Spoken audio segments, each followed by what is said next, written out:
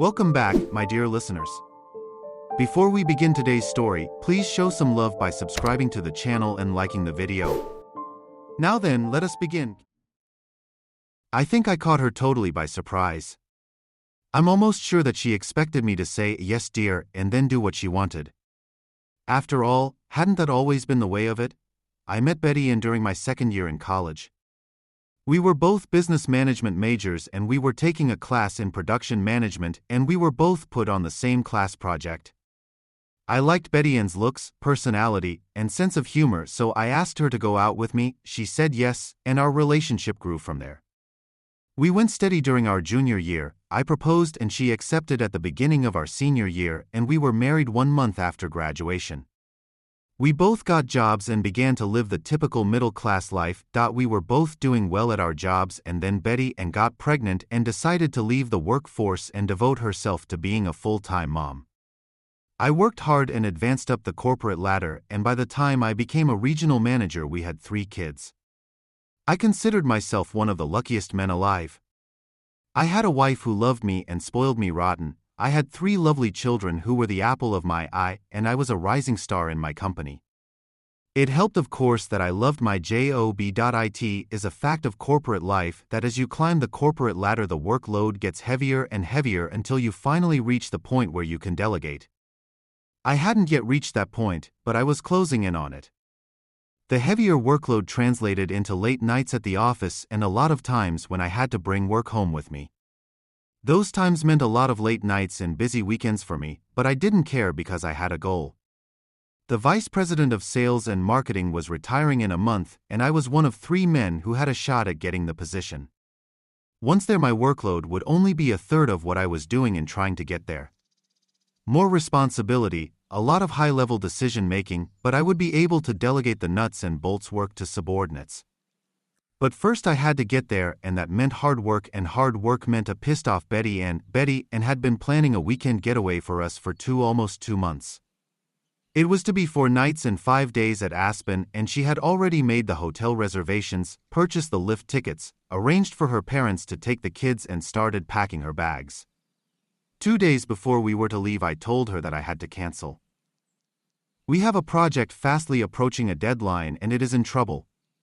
I'm going to have to ride hard on it until it is done. Damn it, Harold, you can't do this to me again. That damn job had interfered with our last 4 vacations, 6 of our last 7 anniversaries, and caused you to forget every one of my birthdays for the last 10 years. You owe me this weekend, Harold, you owe me, and I want it. Be reasonable, Betty Ann. If I pull this project through on time, I'm almost a shoo-in for Benson's job when he retires. Is that what this is all about? Making points to get Benson's job? You make that sound like a bad thing. It isn't a bad thing, it is a stupid thing.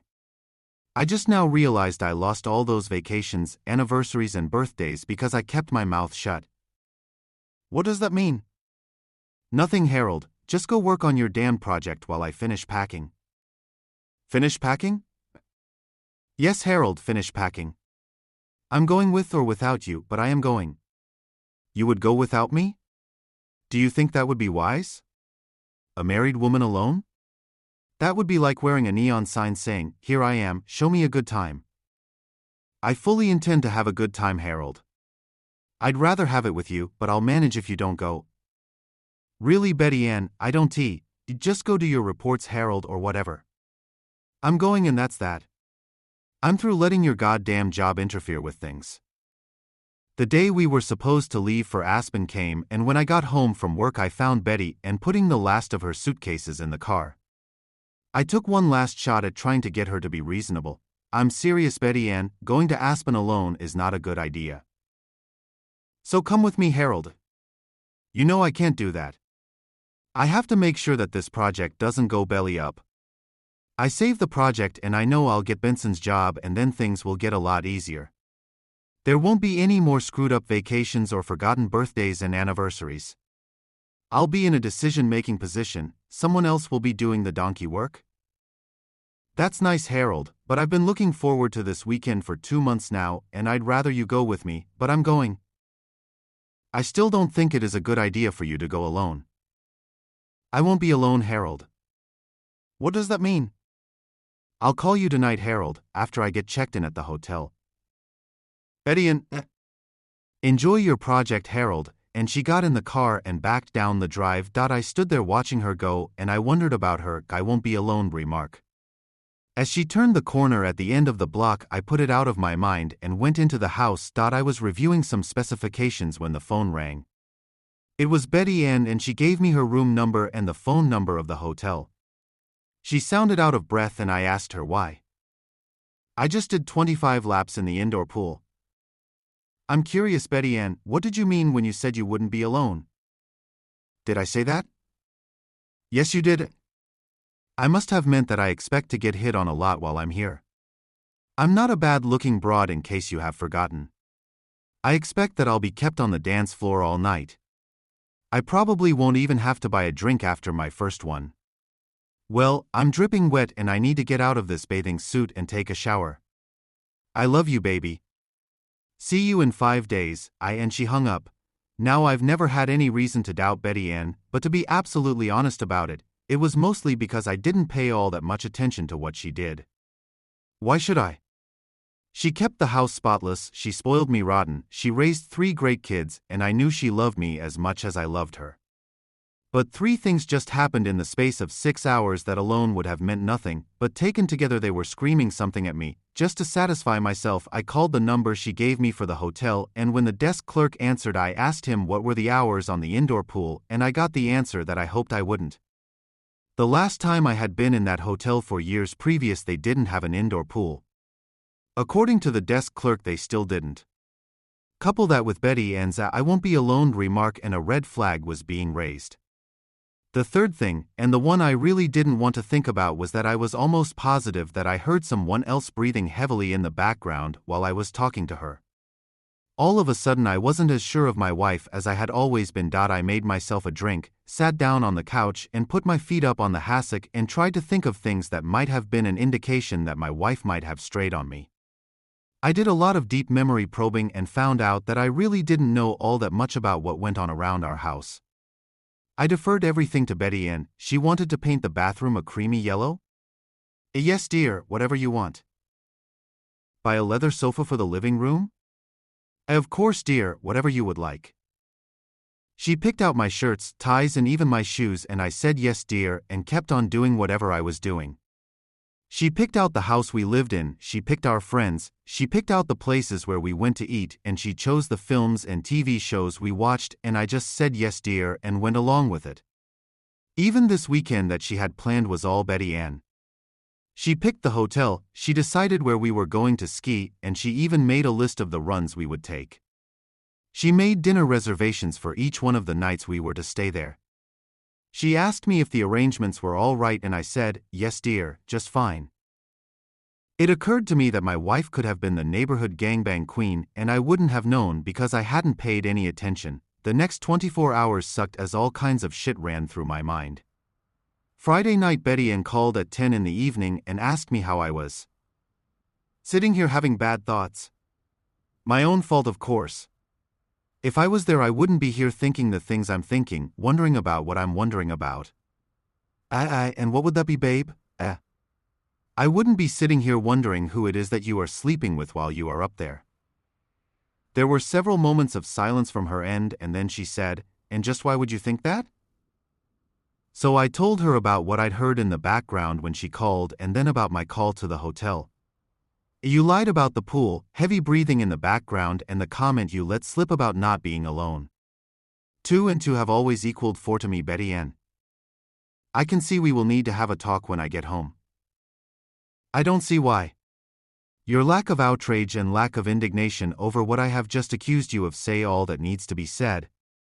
Your "guy won't be alone" a comment before you even left tells me that you knew I probably wouldn't be going along and you already had made other arrangements. To me, that means that this probably isn't the first time you have cheated on me, and it probably means that this weekend wasn't really meant for you and me anyway. You set up everything, even your lover. More silence from her end, and I said, your lack of response to that is just as telling. Good night, Betty Ann, and I hung up on her. The phone rang again almost immediately, and it rang several times during the evening, but I ignored it. I was sitting at the kitchen table poring over the list of things I needed to do to keep the project on track when the phone rang. It was Betty Ann. You hung up on me last night. Didn't have any more that needed to be said. Can't think of anything that needs to be said now or that I need to listen to now. I've got a project I have to stay on top of, so you just go ahead and enjoy your long weekend with whomever it is you are sharing a bed with. There was a loud sigh of exasperation, and then Betty Ann said, Harold, you do know that I love you, right?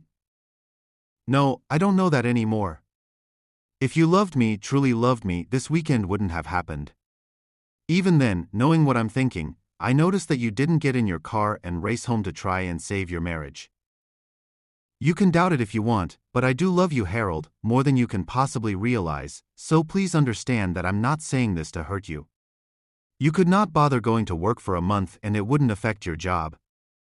You could walk into Randy's office and piss in the potted plant in the corner and all Randy would do is smile at you. I don't understand, Betty Ann, what are you saying? Harold, you are a regional manager and you will be Benson's replacement because Randy and I have been having an affair for the last 6 years. Don't let the news upset you, Harold, I love you, I really do. I sat there, phone to my ear, but stunned into silence. 6 years? She had been ducking my boss for 6 years? She had been ducking that son of a witch for 6 years? I was a regional manager because she was ducking Randy? I hadn't gotten the job because of my hard work? Harold? Harold, are you still there? Yes, dear. We will talk about this when I get home. Yes, dear, whatever you say. I hung up the phone and then I sat there and stared at the wall. I spent the rest of the day stumbling around in a fog. I'd busted my ass for years to climb the corporate ladder only to find out that I didn't have anything to do with my success. I find out that my wife is a cheating whore and had been for at least the last 6 years. And with Randy? I tried to imagine his big body on top of my small wife and the image made me sick to my stomach. All the times he had smiled at me and shaken my hand he was thinking, I'm ducking your wife, stupid, and I smiled back at him and shook his hand. I wondered how it started, but then I realized that it didn't matter. The only thing that mattered now was that it did start. Then I thought that's 6 years with Randy. How many and for how long before Randy? Hell, if she was doing it while we were married, she was probably doing it while we were going steady and while we were engaged. Then I had a really bad thought. Were my kids really my kids? Obviously none of them were Randy's, but could one or more be someone else's? 7 that evening Betty Ann called again. Are you okay, Harold? Just peachy, Betty Ann, just ducking peachy. So tell me, is this clocking you now like it was the first time you called me? No, Harold, and I'm sorry about that, it was inexcusable of me. He isn't in the room right now. The reason I called baby is to apologize for dumping it on you the way I did. I should have waited and done it face to face so I could better explain it to you. What's to explain? You pretty much said it all. You let me know that I'm not worth a shit at my job and that the only reason I have one is that you are ducking my boss. Which, by the way, tells me that as far as you are concerned I'm not worth a shit in bed either. I'd say that pretty much covers it all. It isn't that way, baby. You earned all your promotions, I didn't buy them for you. I just meant to say that you didn't have to worry about your job. As far as your abilities in bed are concerned, I'm perfectly happy with you. I love you, Harold, honest to God I do. That doesn't compute, Betty Ann. If you were perfectly happy with me, why are you ducking Randy? You say that you love me, but how could you have done this to me if you really loved me? This weekend was never about the two of us from the start. It was always going to be for you and Randy. You and Randy both knew how I would respond to the project in Troubled Story. You both knew I wanted Benson's job and that I would leap at the chance to save the day. The two of you played me like a piano and I made the music you expected me to. You probably would have gotten away with it too if you hadn't slipped up and made that offhand comment about not being alone.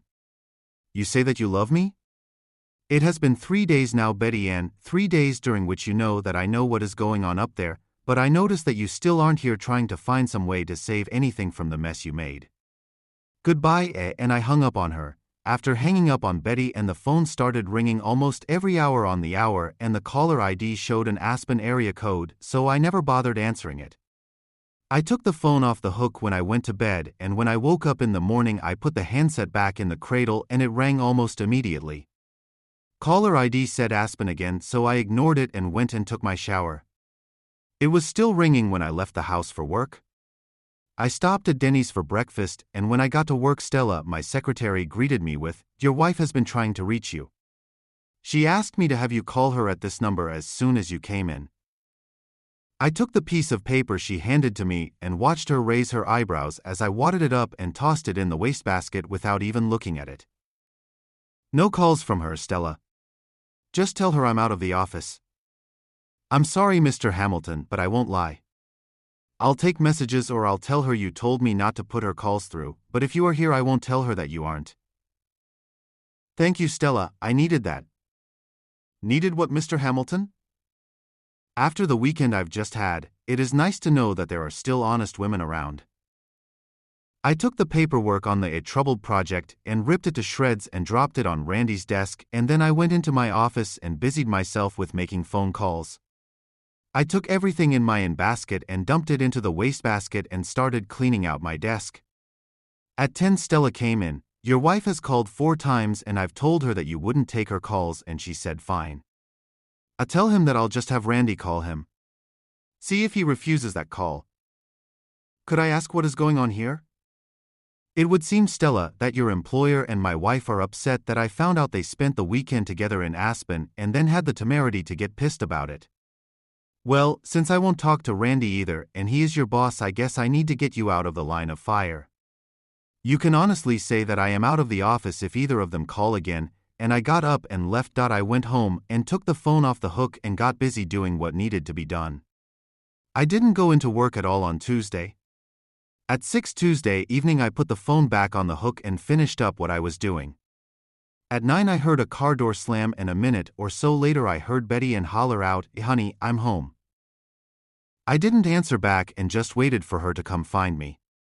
It was a very awkward moment when she walked into the kitchen followed by Randy. She walked over to me and bent to kiss me and got a very surprised look on her face when I turned my head away. The surprised look turned into a hurt look, and then she said, "Why haven't you been answering the phone, and why wouldn't you take my calls at work?" "Because we don't have anything to say to each other anymore." Obviously I didn't do a very good job of explaining things. I thought that might be it, so I persuaded Randy to come home with me so we could sit down and talk about this like adults. I almost smiled at that. "Well, yes, I guess that would be good, being like adults, I mean. Why don't you open a bottle of wine and pour us all a glass so we can relax?" "Yes, dear. What would you like?" "I think we still have a couple of bottles of the Jacob's Creek Merlot left." "Coming right up," I said as I got up and went down to the basement where we kept the wine rack. I took a bottle of the Merlot back to the kitchen, and as I poured the 3 glasses I was wondering why I hadn't just gotten up, stomped the shit out of Randy, and then tossed the 2 of them out of the house. I think it was because of the everything is fine attitude that Betty was exhibiting, and I just wanted to see how stupid she thought I really was. I took the wine over to the table and then sat down to see what was going to happen next.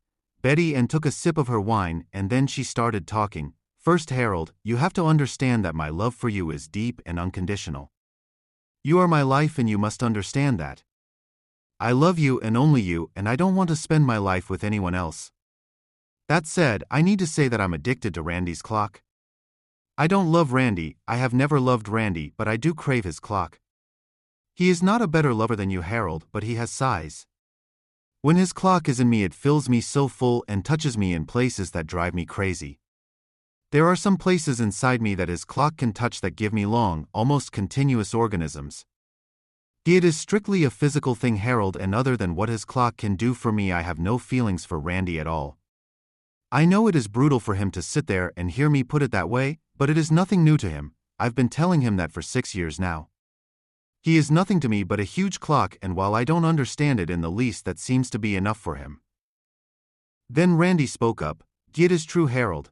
I'm in love with Betty and I have been after her for years to leave you and marry me, but she won't even consider it. She loves you and she won't leave you, so I settle for what I can get and try to be happy that I get at least that much. So you see, Harold, you have nothing to worry about. I love you and only you. Well, I guess you are right then. The fact that you love me while he is only a piece of meat to you makes everything better. Silly me, this is just about clock size and nothing else. All that worrying and for nothing. I'm glad we got that cleared up, baby. Why don't you just go on upstairs to the bedroom while I say goodnight to Randy? I'll be up in a little while and we can make love. I looked at her and started laughing. I laughed so hard that I had tears in my eyes. I got myself under control and then I backhanded Randy so hard that he and his chair went backwards onto the floor. He scrambled to get up and by the time he was on his feet I was standing in front of him and I smashed him in the mouth 3 times and he went back down.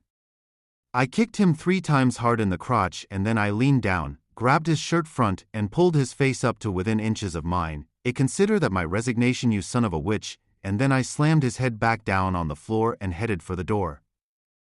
Where are you going? I asked Betty Ann. I'm going home. Home? You are home. No, I'm not.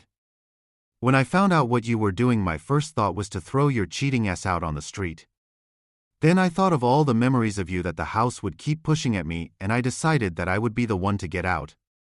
I rented an apartment Monday and I spent yesterday moving into it. That's my home now. Don't do this to me, Harold. I love you, you know I do. I don't want you to leave me. Please, Harold, I don't want to lose you. You should have thought of that before you decided to become Randy's duck toy. And while I'm on that subject, Betty Ann, even if I bought into your stupid addiction story, there had to be a first time with Randy when you didn't yet know about his big clock. Were you still my loving wife then? Was I still the one you wanted to be with when you ducked him the first time? Were you worried about losing me then, Betty Ann? I turned and walked out the door while she kept crying out for me not to go. And that's a wrap for today's story. Thanks for hanging out with us here today. To catch more awesome narrations, hit that subscribe button, drop a thumbs up, and comment your favorite part. And hey, don't forget to hit that notification bell to be the first to know when we drop the next story.